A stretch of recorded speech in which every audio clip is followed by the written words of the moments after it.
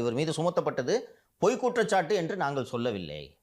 ஆனால் 5 வருஷம் அவன் வழக்க முடியாது, அது வரைக்கும் அவர் ஜெயிலில் இருக்கக்கூடாது அப்படின்ட்டு நாங்கள் ஜாமீன் கொடுக்குறோன்னு சொல்லியிருந்தாங்க.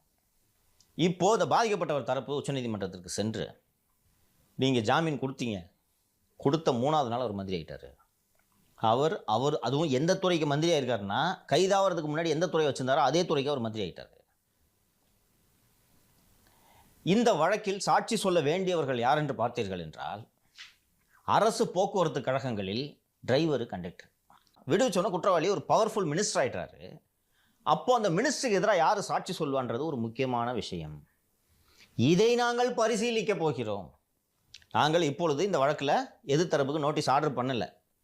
இது இப்போ ரோஹித்கி அப்பியராக இருக்கிறதுனால பெஞ்சோட மூடு தெரிஞ்சிருச்சு. நாங்கள் பெயில் கொடுக்குறோம், நீங்கள் 2 நாள் மந்திரி அவருக்கு தெரிஞ்ச உடனே அவங்க சார் நாங்கள் டேட்டு கொடுங்கன்ட்டு கேட்டாங்க. அன்றைக்கி ஆர்கியூ பண்ணியிருந்தாங்கன்னா உடனே ரிசைன் பண்ணிட்டு இருப்பாங்க.